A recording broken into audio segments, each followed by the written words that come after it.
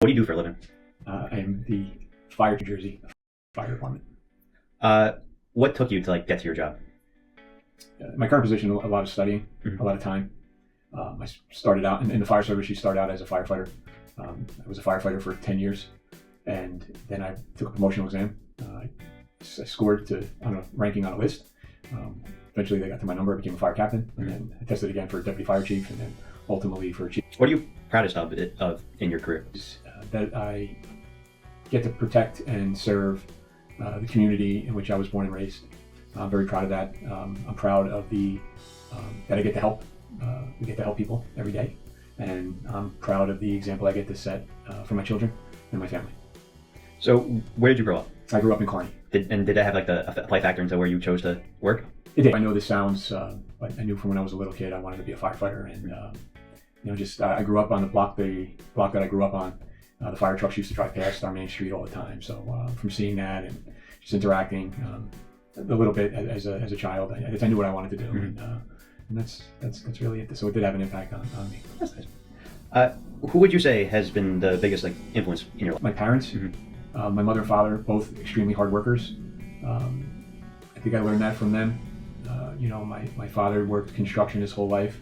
My mother, after raising, I'm one of four, so after raising my siblings and I, she went back to work. Mm-hmm. But even when she wasn't working and she was raising us, she would help my father. Mm-hmm. And so I think my parents, their work ethic and giving us the best childhood that we could have, and so I think that my parents are my role models.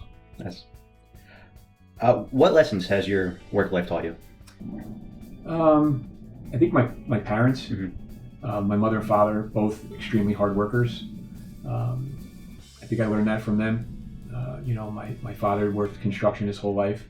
My mother, after raising, I'm one of four, so after raising my siblings and I, she went back to work. Mm-hmm. But even when she wasn't working and she was raising us, she would help my father. Mm-hmm. And so I think my parents, their work ethic and giving us the best childhood that we could have, and so I think that my parents are my role models.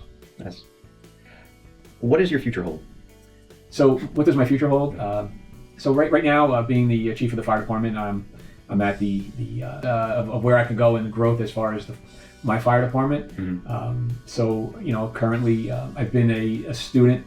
One of the just to go back, one of the things that I've done over my career is continue my education through fire service courses, and so I'm a student of the job, Mm-hmm. and I continue to learn. So I where I'm going to go after this, eventually when I do retire, Mm-hmm. I may consider moving into staying in maybe the public safety sector, whether most likely in an emergency management role. Okay. For different positions that you've held, can you go and tell you a little bit like a small detail about the differences between each of them? Sure. My opinion, one of the greatest jobs in the world. Okay. For a lot of the reasons I stated earlier about helping people. Mm-hmm. So being a firefighter is learning the operations of the department. But in the meantime, that you're doing all the work. Yeah. Right. So you respond on a call. You're the one that's tasked with performing under the guidance of the fire captain. The fire captain leads a company. Right. So the fire captain leads the 2 to 3 firefighters that are assigned under his command. He directs them and supervises them. So being the firefighter, he would take the direction from the company officer to the fire captain, whether it be on a medical call, a wire down call. They're the ones that mitigate, based on their knowledge. And if they don't know, they get the help from maybe a more experienced firefighter. So their job is as a young firefighter is to learn the job to become an experienced firefighter. So, do you have any favorite stories from your job?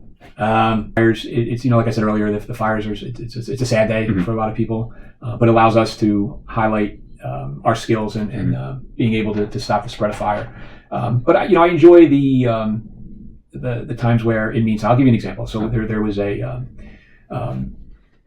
was a really stormy night, and this one comes to mind. So it was a really stormy night, wind, rain. We had I was the captain of our ladder, and we had just rescued a woman who was in her car. It was on the Belleville Turnpike, and it was filling with water. Mhm. It was flooding, Okay. and she was the only car out there. Nobody could get to her. So I was the captain, and we drove, and we went into the waters, and we were able to rescue her. And after we did, we were on our way back, and then a call came in for a tree limb down, a tree limb. So you're thinking, a little limb, we'll stop. It wasn't even my call, but I was in the area, so. We go, and it was this massive tree, took out a car, Oh, wow. took out power lines, the power's out in the area. So I went and let the residents that were immediately impacted, I just told them, hey, we're going to be there, through the night, make sure that they were safe, because the power was still live on the wires were down, which is a very dangerous situation. We shouldn't touch any wires on the ground. Yeah. We assume that they're all live. And so fast forward, so we go in public service at the time because it's the middle of the storm, they weren't coming out. So we were there through the night. Fast forward a couple years after, so it's a couple years after, we get a call for a child locked in their bedroom. Okay, so child, door knob broke, they locked in. The child's locked in, the parent called, right, in a panic, right, my child's stuck in the room. And the fire department goes, and the police department goes, and when we got there, I wasn't there, but I know the story. So the police chief at the time was able to get in, everything was all good. And then the family wrote a letter to the department reminding them of her, when it all happened, and the child came out, the fire department was there, the police department was there, and then the child remembered how fortunate they were that we have a fire department, because she remembered that time where they told her that they were going to keep them safe. So that was me, and so that's I love that story. I'll give you another story. I was a captain at the time of Engine 3, and we got a call for a fire alarm activation, and turned out there was nobody home, and it was a newer home, and one of the things that my father, as a general contractor, allowed me as a child to learn a lot of the skills necessary, and it really applies to firefighting, right? How buildings are built, how they're going to come down, how to get into homes. So we can hear water, the fire alarms are going off, nobody's home, and so what do we do, right? And then we find out that the people were out of the country at the time. Okay. They weren't even in the country, and so now we had to get in, right? We had to get in. The water's pouring out of the basement, so we found, looking at the doors are very expensive, because now we're going to do damage to get in. So ultimately, we picked the door that we did the least amount of damage to. We were able to get in, turn the water off. It was I recall it being a supply to the toilet bowl broke, right? So once we turned the valve off underneath the toilet bowl, the water stopped. But then what we did though was we stayed and cleaned up all the water, because it would have been, had they were gone for a while, had we not done that, it could have been terrible. It could have been mold. Like, there could have been a lot of things. And so I think it's those where people, write letters and thank, just being a part of that community. I'm very fortunate that I get to help with the Knights of Columbus food drive for Thanksgiving every year, probably for 20 plus years. Just as long as I've been with 25 years with Uncle Drew, and just assembling our off-duty firefighters to go do that. So just being part of the community, being there for the community, whether it's an emergency or non-emergency situations, or some of the best stories. I'm not gonna go on, but there's been sorry.